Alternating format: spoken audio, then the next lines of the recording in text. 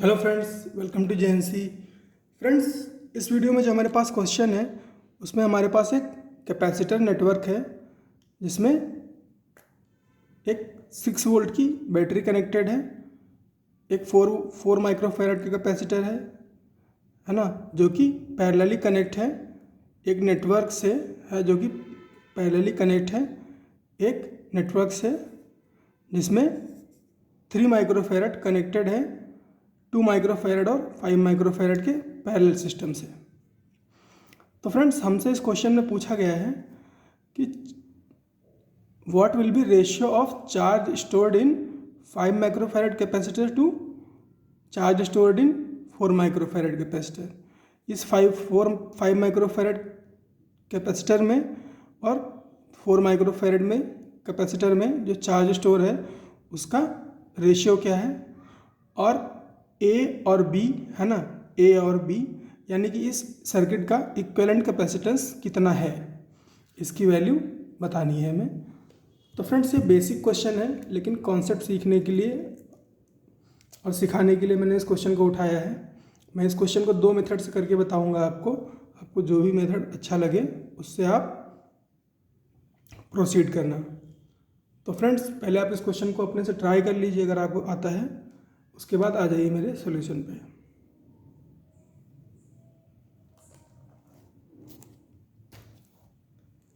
तो फ्रेंड्स, बात करें अगर इसके सॉल्यूशन की, तो एक ट्रेडिशनल अप्रोच है। तो पहले ट्रेडिशनल अप्रोच की बात कर लेते हैं, क्योंकि कभी कभी क्वेश्चन को अगर बहुत ज़्यादा बेसिक बना दिया जाए तो वही काम आता है। तो फ्रेंड्स, बात करें अगर charge store in 4 microfarad capacitor, तो फ्रेंड्स हम सबसे पहले क्या करेंगे, इसमें ये जो बैटरी है 6 वोल्ट की, इसके एक एंड को 0 वोल्ट मान लेंगे और एक एंड को 6 वोल्ट मान लेंगे। और ऐसा हम सारे ही कैपेसिटर नेटवर्क में करेंगे जब भी हमें चार्ज या पोटेंशियल की वैल्यू कैलकुलेट करनी होगी। तो फ्रेंड्स, एक एंड को मैंने 0 मान लिया, एक एंड को मैंने 6 मान लिया। यहाँ पर अगर 0 वोल्ट है तो यहाँ पर भी 0 वोल्ट होगा, क्योंकि बीच में कोई भी और एलिमेंट नहीं है। यहाँ पर 0 वोल्ट है तो यहाँ पर भी 0 वोल्ट होगा।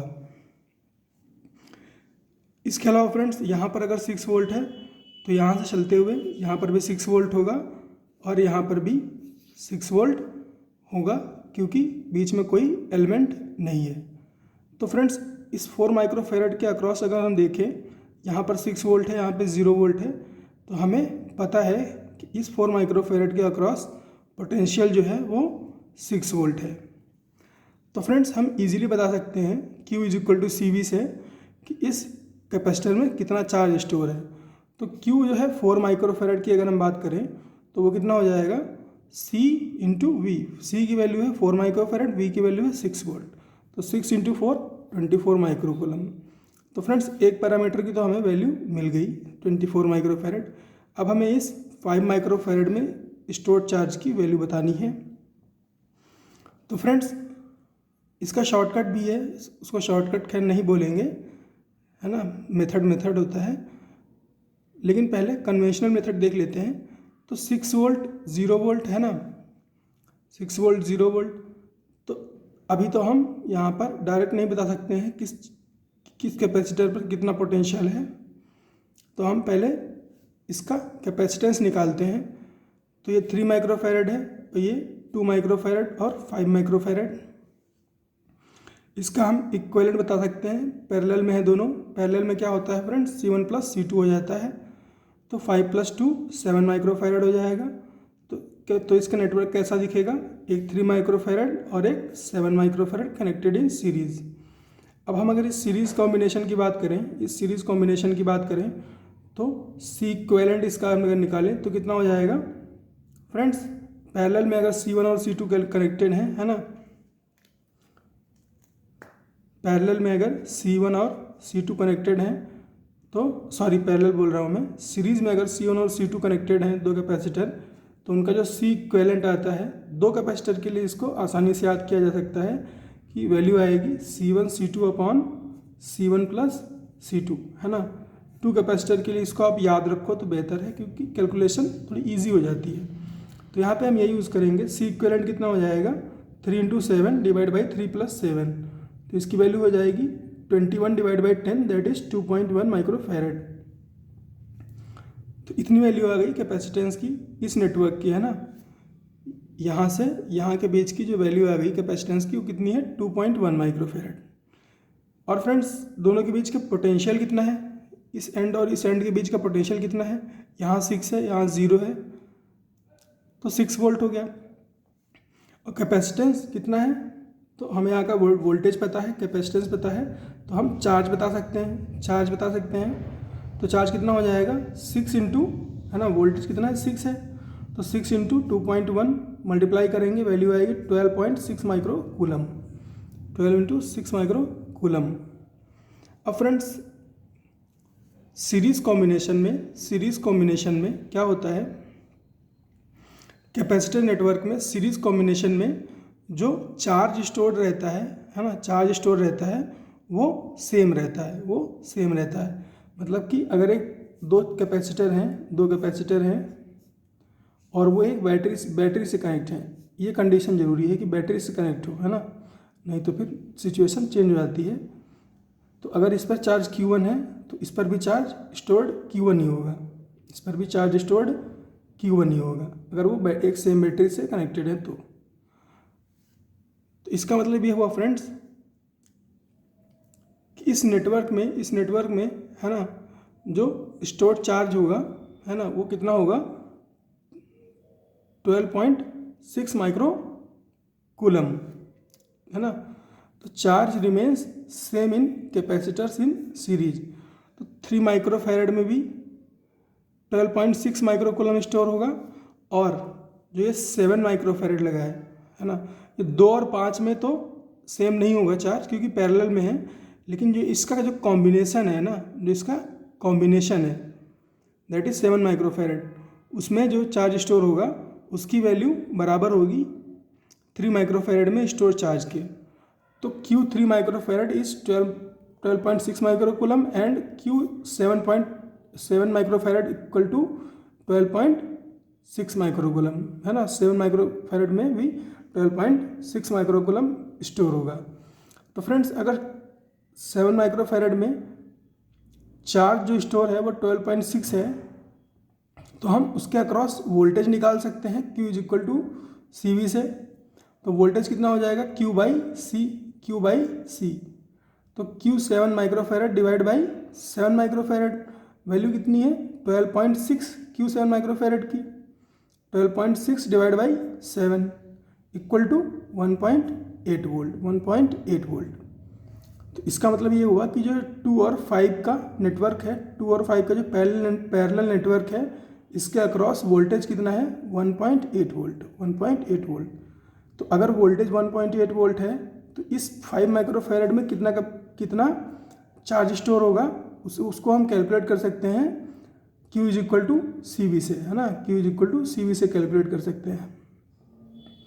तो Q 5 माइक्रोफैरड हो जाएगा 1.8 इंटू दिस 5, तो 1.8 इंटू दिस 5 कितना हो जाएगा 18 इंटू 5 9, है ना। 1.8 को मैंने 18 बोला क्योंकि टेबल ऐसे ही चलती है।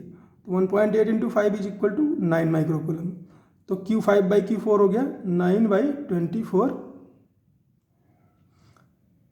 इस तरह से हमने कैलकुलेट कर लिया फर्स्ट। अब हमें अगर बताना हो कि CAB कितना होगा,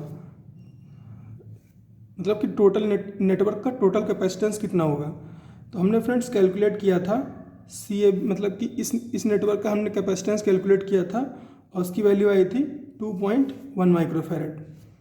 तो फ्रेंड्स ये वाला नेटवर्क कितना है 2.1 माइक्रोफैरड, जो कि पैरेलल में कनेक्ट है किसके 4 माइक्रोफैरड। तो फ्रेंड्स पैरेलल में क्या होता है कैपेसिटेंस ऐड हो जाते हैं, तो C इक्विवेलेंट कितना हो जाएगा 2.1 प्लस 4 दैट इज 6.1 माइक्रोफैरड। तो फ्रेंड्स इस तरह से हमने इस क्वेश्चन को सॉल्व कर दिया। फ्रेंड्स अब अगर मैं बात करूं इसका अल्टरनेटिव मेथड क्या है, तो फ्रेंड्स उसके लिए आपको सीखना पड़ेगा वोल्टेज डिवाइडर, है ना। उसके लिए आपको सीखना पड़ेगा वोल्टेज डिवाइडर। तो फ्रेंड्स कैपेसिटर नेटवर्क के लिए जो वोल्टेज डिवाइडर होता है, मान लीजिए दो कैपेसिटर पैरेलल में कनेक्ट हैं, C1 और C2। दो कैपेसिटर पैरेलल में कनेक्ट हैं, C1 और C2, और मैं बोलूँ कि इसके अक्रॉस वोल्टेज V1 है, इसके अक्रॉस वोल्टेज V2 है, और टोटल जो वोल्टेज है ना, इसके अक्रॉस वो V है। टोटल वोल्टेज इसके अक्रॉस जो है वो V है। तो V1 की वैल्यू कितनी होगी? तो फ्रेंड्स V1 की वैल्यू हो जाएगी C2 upon C1 plus C2, है ना। V1 की वैल्यू हो जाएगी C2 upon C1 plus C2 into V। इसी तरह से V2 की वैल्यू हो जाएगी C1 upon C1 plus C2 into V। अब फ्रेंड्स वैसे तो ये कॉन्सेप्ट जो है ज़्यादा हल्का लग रहा है कि कोई बहुत ज़्यादा इसमें वजन नहीं है, लेकिन फ्रेंड्स आप इस कॉन्सेप्ट को इस पे अप्लाई करके देखो। ये क्वेश्चन कितनी देर का है? 2 मिनट का भी नहीं है। देखो यहाँ पे वोल्टेज कितना है? 6 वोल्ट, यहाँ पे 0। यहाँ का केवल वोल्टेज ही तो चाहिए, यहाँ का वोल्टेज ही तो चाहिए, यहाँ का ये वोल्टेज चाहिए, है ना। ये 5 2 7 है ना, ये यहाँ पे 7 माइक्रोफैरड लगा है, यहाँ पे 7 माइक्रोफैरड लगा है, यहाँ का वोल्टेज चाहिए, निकाल लो कितनी देर लगेगी। V इज इक्वल टू कितना हो जाएगा? 3 divide by 7 plus 3 into 6, 18 divide by 10 1.8 volt. ख़त्म क्वेश्चन। 5 से मल्टीप्लाई कर दो। चार्ज चाहिए था 5 का, 5 इंटू 1.8 इंटू 5 कितना हो गया? 9 माइक्रोकूलम। ख़त्म क्वेश्चन। कैसे भी कर लो इसको, ये बहुत ही यूज़फुल तरीका है, ये बहुत ही यूज़फुल तरीका है। इसके अलावा फ्रेंड्स करंट डिवाइडर होता है ना। इसके अलावा करंट डिवाइडर होता है और वोल्टेज डिवाइडर होता है। करंट डिवाइडर होता है और वोल्टेज डिवाइडर होता है, वो मैं कभी और बताऊंगा। या फिर आप इसको ऐसे याद कर लो कि करंट डिवाइडर के लिए, है ना, करंट डिवाइडर अगर लगा है तो उसमें क्या होगा, जैसे रजिस्टर लगा हुआ है, बता ही देता हूँ मैं, रुका नहीं जाता मेरे से, बहुत बड़ी प्रॉब्लम है। ये R1 है, ये R2 है, सॉरी R1 R2। अगर उसके लिए पहले वोल्टेज डिवाइडर बता देता हूँ। ये V1 है, ये V2 है, ये V1 है, ये V2 है, और ये वोल्टेज V है, ये V है वोल्टेज। तो V1 की वैल्यू हो जाए, V1 की वैल्यू हो जाएगी R1 upon R1 plus R2 into V, और V2 की वैल्यू हो जाएगी R2 upon R1 plus R2 into V।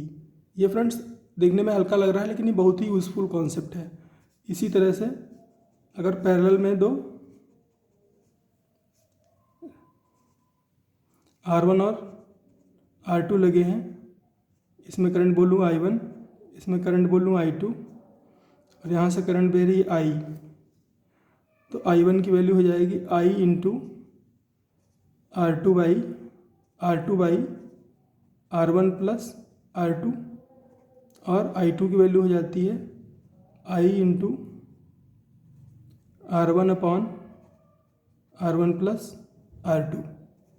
Friends ये 3 कॉन्सेप्ट हैं, इनको आप सीख लो तो RC नेटवर्क, R नेटवर्क कुछ भी मतलब करने में बिल्कुल भी टाइम नहीं लगता है। इसके अलावा एक थेवेनिन इक्विवेलेंट वाला कॉन्सेप्ट भी है, वो किसी वीडियो में मैं ज़रूर डालूँगा। तब तक फ्रेंड्स पढ़ते रहिए।